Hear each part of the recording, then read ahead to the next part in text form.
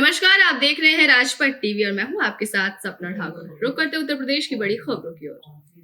शिक्षा के मंदिर में शिक्षक पुजारी के समान तो विद्यार्थी उपासक के समान होता है। यहाँ ज्ञान के उजाले से जीवन रोशन होता है। इस क्रम में लखनऊ के चर्चित central public school sector 8 Rajnikhand में 5वां वार्षिक उत्सव मनाया गया, जिसमें टीवी चैनल से चर्चित सीरियल की भाभी जी घर पर हैं के चर्चित अभिनेता रोहिताश गौड़ और उनकी धर्मपत्नी रेखा गौड़ बतौर सेलिब्रिटी अतिथि और के रूप में शिरकत की और साथ ही स्कूल प्रशासन द्वारा उन्हें सेंट्रल स्कूल का मोमेंटो देकर सम्मानित किया गया। इस अवसर पर अभिनेता रोहिताश गौड़ ने मीडिया कर्मियों से बात करते हुए कहा कि उन्हें लखनऊ आकर बहुत अच्छा लगा है और वो किसी न किसी तरह से बच्चों से मिलने के लिए इस तरह के कार्यक्रमों में जुड़ने का प्रयास करते रहते हैं। और साथ ही उन्होंने ये भी कहा है कि पढ़ाई बच्चों के लिए बेहद जरूरी है, लेकिन अभिनय, नृत्य, गीत, संगीत, किसी भी प्रकार की कला हो, उसे बच्चों को प्रोत्साहित करने में अभिभावक बहुत बड़ा योगदान होता है।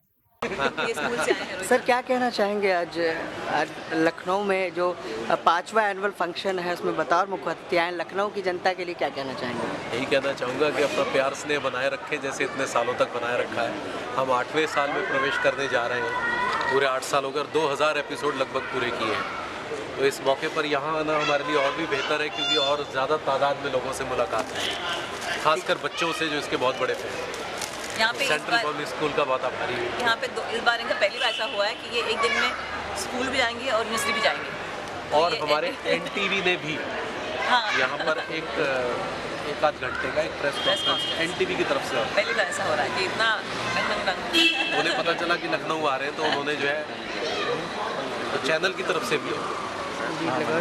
वहीं अगली खबर बुलंदशहर के गुलावटी से है, जहां गुलावटी थाना क्षेत्र के गांव नयाबास निवासी राखी का विवाह शिकारपुर क्षेत्र के दीपक के साथ तय हुआ था। 4 दिसंबर को राखी की बारात गांव में आनी थी, लेकिन दीपक बारात लेकर गांव नहीं पहुंचा।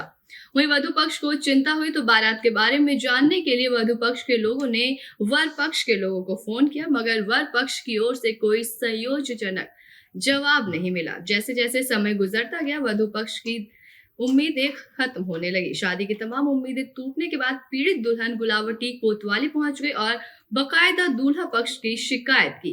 आरोप है कि गुलावटी पुलिस में कोई कार्रवाई नहीं की है। आज पीड़ित दुल्हन अपने परिजनों के साथ एसएसपी दफ्तर पहुंची और वहां न्याय की गुहार लगाई है।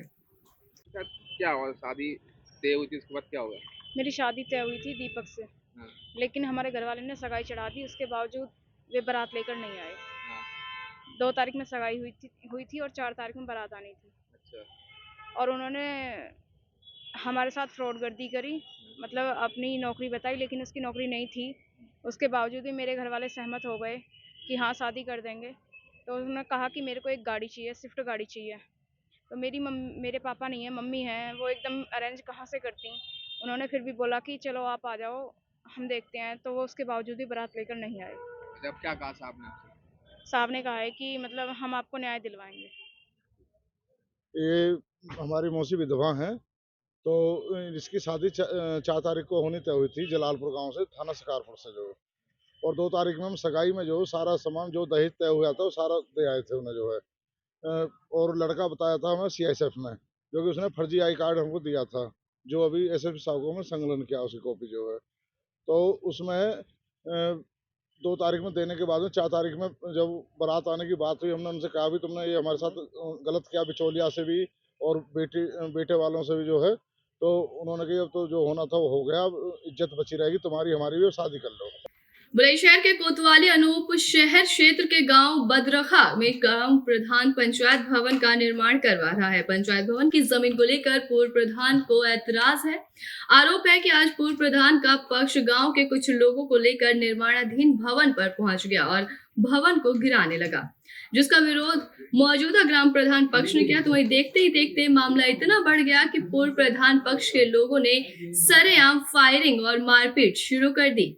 इस दौरान गोली लगने से एक महिला की जिला अस्पताल में उपचार के दौरान मौत हो गई है। वहीं फायरिंग में घटनास्थल पर भगदड़ का माहौल बन गया और अफरा तफरी मच गई। वहीं सूचना के बाद मौके पर पहुंची पुलिस ने 3 आरोपियों को गिरफ्तार कर लिया है। पुलिस के मुताबिक तहरीर के आधार पर एफआईआर दर्ज की जा रही है और फरार आरोपियों की गिरफ्तारी के प्रयास भी किए जा रहे हैं। आज दिनांक 7 दिसंबर 2022 को समय लगभग 11:30 बजे ग्राम बदरखा में पंचायत भवन की ज़मीन को लेकर दो पक्षों में विवाद था। उनका आपस में झगड़ा हो गया और इस झगड़े में एक महिला की गोली लगने से मृत्यु हो गई है। इसमें हमारे द्वारा 3 लोगों को हिरासत में ले लिया गया है। इस झगड़े से संबंधित कुछ वीडियो पुलिस के हाथ लगे हैं, जिन पे आगे की जांच कर कार्रवाई की जाएगी और अभी एफआईआर पंजीकृत करी जा रही है। मौके पे हमारा पर्याप्त पुलिस बल मौजूद है, किसी भी प्रकार की लॉ एंड ऑर्डर की कोई समस्या नहीं है। अमरोहा में पुलिस और बदमाशों के बीच मुठभेड़ हुई। वहीं मुखबिर की सूचना पर पुलिस ने मौके से 230 लीटर अवैध शराब बरामद किया। धनौरा पुलिस के अभियुक्त के कब्जे से 230 लीटर शराब और 1200 लीटर लहन नष्ट कर दिया। बता दें कि रामनिवास शर्मा ने मुखबिर की सूचना पर छापेमारी की। छापेमारी में अभियुक्त के पास से शराब बनाने वाले उपकरण भी बरामद किए गए हैं। बदमाश कुलदीप को संगीन धाराओं में मुकदमा दर्ज कर जेल भेजा गया। फिरोजाबाद पुलिस ने 12 घंटे के अंदर 2 मोबाइल लुटेरों को गिरफ्तार किया है, जिन्होंने बुधवार को एक छात्र का मोबाइल लूट लिया था और वहां से फरार हो गए थे। पुलिस ने देर शाम दोनों लुटेरों को गिरफ्तार कर लिया। पकड़े गए लुटेरों के पास से पुलिस ने लूटा हुआ मोबाइल और एक तमंचा, एक लूट में प्रयोग की गई बाइक भी बरामद की है। वहीं घटना का खुलासा करने के बाद पुलिस ने पकड़े गए दोनों लुटेरों को जेल भेज दिया है।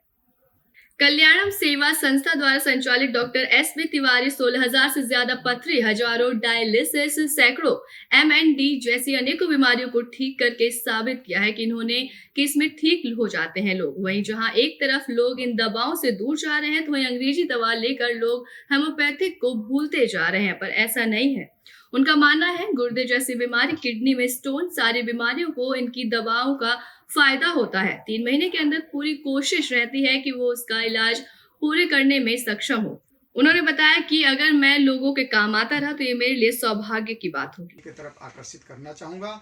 और अभी लेटेस्ट न्यूज, कल की न्यूज है कि मोदी जी ने होम्योपैथी के 4 संस्थानों को बजट दिया है और मैं इसके लिए मोदी जी को बहुत बहुत शुभकामना, बधाई देना चाहता हूं कि आज आयुष चिकित्सा के प्रति हमारी भारतीय जनता पार्टी इस तरह से आगे आकर के खड़ी हो रही है। ये निश्चित रूप से आने वाले भविष्य के लिए बहुत ही सुखद है। और साथियों, मैं आप लोगों को बता दूं, आप लोग बहुत ही अच्छा सवाल किए, इसलिए मैं बता दूं कि अगर होम्योपैथी चिकित्सा पद्धति को सही तरीके से अवसर दिया जाए तो एक चिकित्सा जगत में क्रांति लाने की क्षमता अगर रखती है तो होम्योपैथी ही रखती है। मैनपुरी में सपा प्रत्याशी डिंपल यादव की रिकॉर्ड बढ़त लेने के बाद जीत निश्चित होने और सपा प्रसपा में विलय होने के बाद सैफई के बाजार में जश्न का माहौल देखा गया। युवाओं में खासा उत्साह देखा जा रहा है। सैफई बाजार में आतिशबाजी चल रहे हैं। युवाओं ने कहा, चाचा भतीजे के एक साथ आने से अब सब ठीक हो गया है। आने वाले 2024 लोकसभा चुनाव में अब हम बड़ी जीत हासिल करेंगे।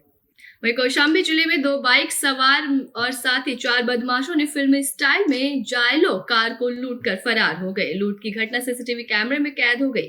कार लूट की घटना से क्षेत्र में सनसनी का माहौल है। सूचना पर पहुंची पुलिस जांच में जुट गई है।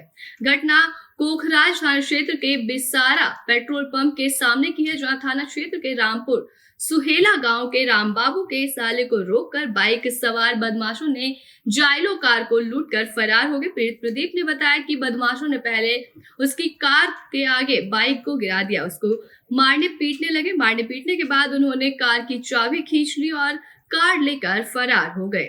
कार की लूट की घटना पेट्रोल पंप पर लगे सीसीटीवी कैमरे में कैद हो गई। कार की लूट की सूचना पर क्षेत्र में हड़कंप मच गया है। वही कार मालिक ग्रामीणों के साथ पुलिस के पास पहुंचा और इसकी सूचना दी गई। सूचना पर पहुंची पुलिस ने सीसीटीवी कैमरे के आधार पर रिकॉर्डिंग चेक कर पड़ताल भी शुरू कर दी है।